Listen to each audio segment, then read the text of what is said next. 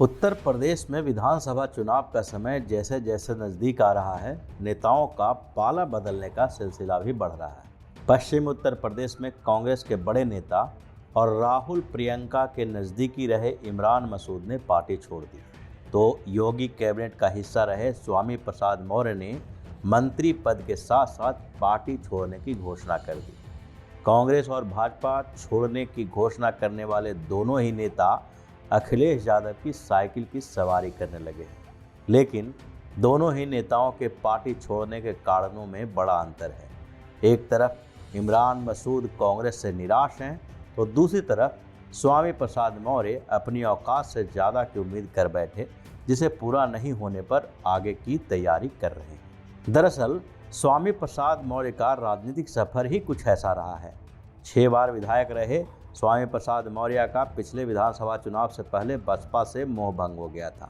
ऐसा नहीं है कि बहुजन समाज पार्टी में उन्हें सम्मान नहीं मिल रहा था, लेकिन मौर्य ने जून 2016 में मायावती का साथ छोड़ दिया।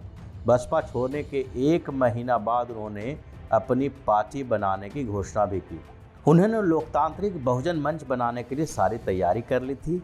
लखनऊ में एक रैली करके इसकी औपचारिक शुरुआत करनी थी, लेकिन स्वामी प्रसाद को लगा कि उनके लिए पार्टी बनाना आसान नहीं है। जिन लोगों से जुड़ने की उम्मीद थी, उन लोगों ने स्वामी प्रसाद का साथ नहीं दिया। इसके बाद उन्होंने भाजपा की ओर रुख किया। साल 2017 के विधानसभा चुनाव में भाजपा ने पूरा जोर लगा दिया था। भारतीय जनता पार्टी के नेता गैर यादव ओबीसी और गैर जाटव दलित समीकरण बनाने में जुटे हुए थे। उनके लिए इस समीकरण में स्वामी प्रसाद मौर्य फिट बैठ रहे थे।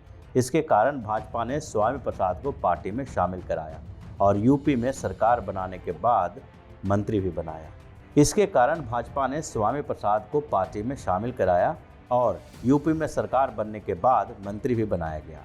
लेकिन स्वामी प्रसाद मौर्य को भाजपा में न तो बड़ी जिम्मेदारी दी गई और न ही कोई बेहतर मंत्रालय। भाजपा ने केशव प्रसाद मौर्य को डिप्टी सीएम बनाया, जिसके कारण स्वामी प्रसाद मौर्य को लगा कि वो भाजपा में रहकर अपनी जाति के बड़े नेता नहीं बन सकते। हालांकि भाजपा ने पिछले चुनाव में प्रचंड जीत हासिल की थी। इसके कारण स्वामी प्रसाद मौर्य को लगा कि अगर पार्टी छोड़ते हैं तो उनके हाथ में कुछ नहीं आएगा। एक तरफ तो उनका मंत्री पद भी चला जाएगा और दूसरी तरफ सपा या बसपा भी ऐसे समय में उन्हें कोई ज़्यादा भाव नहीं देगी। इसलिए उन्होंने चुनाव की घोषणा का इंतजार किया। चुनाव की घोषणा के बाद ऐसे भी मंत्री बने रहने का कोई फायदा नहीं है और चुनाव के समय दल बदलने का अच्छा मौका भी होता है।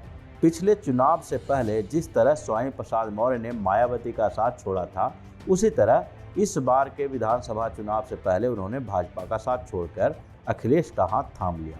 लेकिन स्वामी प्रसाद के जाने से भाजपा को कोई ज़्यादा फर्क नहीं पड़ने वाला, क्योंकि स्वामी प्रसाद पिछले 5 सालों में योगी सरकार में मंत्री तो रहे, लेकिन केशव प्रसाद मौर्य ने उनकी आगे की राजनीति पर ग्रहण लगा दिया है।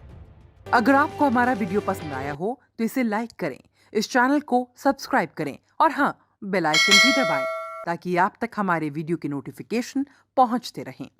हमसे जुड़े रहने के लिए अपने सुझाव हमें कमेंट बॉक्स में देते रहें। हमें आपके सुझाव का इंतजार रहेगा। हमारे साथ जुड़ने के लिए धन्यवाद।